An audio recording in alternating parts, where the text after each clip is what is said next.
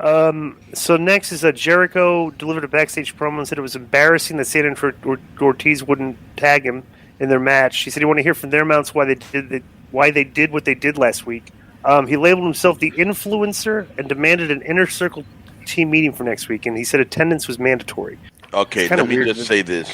I thought the promo was good because it was different, and something's going to go down next week between him and Santana, I'm assuming.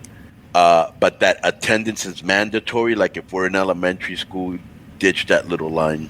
Or even that influencer line. I'm like, why? He's trying to get something else over, and I'm like, no. You don't need. What's the other thing he's trying? GFY he's using, right? So Kingston told him that. Money on T-shirts. Yeah. And then Jericho ran with it. Who said it first? Yeah. Kingston. Oh, Kingston did. Okay. So next is the main event. So the show didn't do a good rating. It did like 948,000 or something like that, right? So it was down. It was just kind of surprising, based on the thing. But honestly, I think this hurt the number. The match started like they're going in the ring like 9:15. And like everybody and their mother just knows this thing's going to go like a 4. Like, if you think everybody's going to like sit there and be glued to their TV for 40 minutes watching this, I would profess that wrestling fans are kind of like there's other things on TV. Like I don't think they're going to watch regular television to watch a match where they just kind of want to know what happens in the finish. Because this has been built up. Yeah, this is not Raw where it's going to go from 1-on-1 to 3-on-3 match. There's going to be a winner, and I was like, why is this going on this early? Right. Well, then it's like, okay. I truly believe that there's a lot of fans like me that tuned in when CM Punk first got there, and he didn't really show me, and people started to leave the show, and this with MJF was way, way, way too long. Right. Too much talk. Way too much talking. Before they did it, so you weren't. They should have done it when it was really hot, and not wait till afterwards. And I think that hurt them, bro. That a lot of people just weren't that interested anymore, bro. Last week, think about this. I'm not trying to be because I have mega respect for Punk and MJF, and they had a great match. Let me also say that, and it was too long.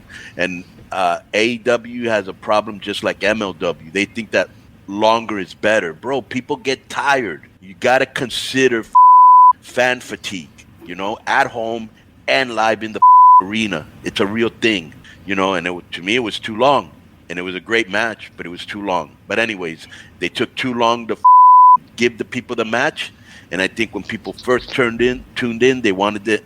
It was underwhelming, the whole thing was underwhelming to me, and yesterday's rating might have proved it. Well, they also did the same thing with Cody and Jericho when they feuded with MJF. Is you had to run through all of MJF's guys until you get to him. Yeah, You're just repeating the same thing. I'm all for slow burns, but come on, dude. I mean, they gave a new meaning to slow burnings. It's like you can't let it drag. A slow burn does not mean forever. There comes a point where you gotta do something. Here's the formula, right? Is wrestling fans have kind of been trained on like a month-to-month basis. Like an angle is like a 3-week build-up, and then you have the pay-per-view match. Then 3. Bro, this thing was like, how many weeks was this? Oh, dude, it's been 3 months, man. I want to say November, mid-November. Okay, so that's my point. It's like this thing could have been 3 hot weeks and then a match. Instead, it's like it just dragged, and like a lot of the interview segments were long and repetitive. It's like there's nothing new being added, and it's like so it's like you weren't pumped to go. Wow, I wonder what's going to happen next week. When you're really into an angle, you want to know what's going to happen next week. You're like, I wonder what they're going to do next week, and you watch. Here I didn't give a. Right, but MJF beats him with the ring, and they beat Punk in Chicago. Billy had actually told me he messaged me, and I don't like spoilers, but he said he had heard that Punk has always wanted to put somebody over in his hometown to give them the rub. So that might be the finished match, and that was he put somebody over in his hometown. So you didn't expect that to happen, Disco, at all, right? Well, I thought they painted themselves into the corner where Punk would have to win. Yeah. Right, and I said, but this is the finish they should have done, and they did. So they did the right finish, But I didn't think they would do the right finish, but they did. So I gotta give him credit for doing the right They'll finish. just give it. They'll give it back to Punk anyways. You know, when they have the rematch. But bro, that's not what needs to happen here. What needs to happen is MJF immediately needs to go to Adam Page, and MJF needs to win the belt. That's where his character's arc towards, and it's ready. It's there right now. He's arguably like, if you ask anybody what's the best part of their show, what would probably a majority fans of their fan base say? MJF. Promos, yeah.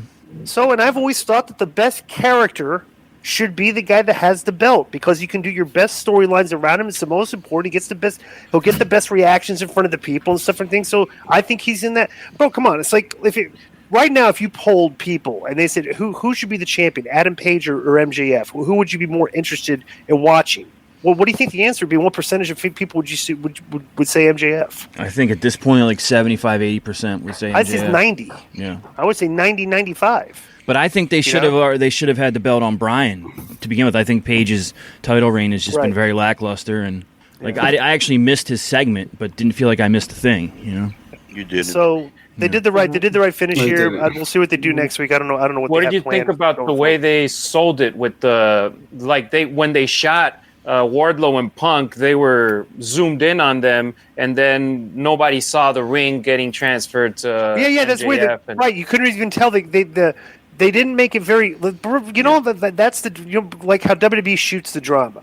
They get camera shots, so the story is very plain and figured out. I like that. Oh, they didn't. You didn't see him do the ring. He just punched him. Then they go, "Oh, is that the ring?"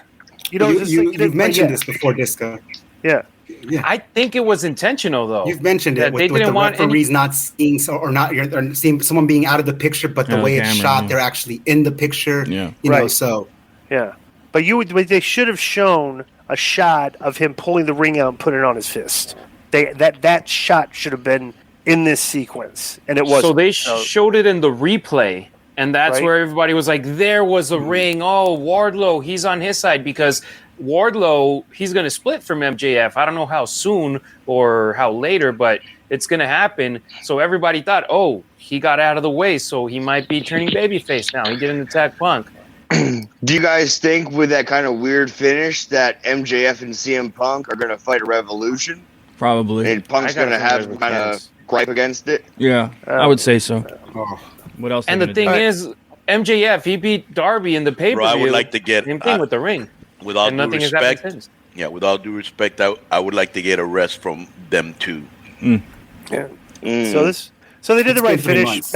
Match is not my cup of tea because it's way too long. I think if you're going to do the finish with the ring there, I think it should, you could have been 12, 15 minutes and it would have been fine. Yo, what up? This is Konnan, and I host Keeping It 100, my co-host, Disco Inferno, unfortunately. Well, I'd say you're my co-host. Listen, every Thursday here on Spreaker, we talk pro wrestling, sports, movies, music, TV, pop culture, and some politics. It's everything the rest of the pro wrestling podcasts are not. Tune in to hear myself, the superior one, educate and inform. Tune in to hear me bury Disco.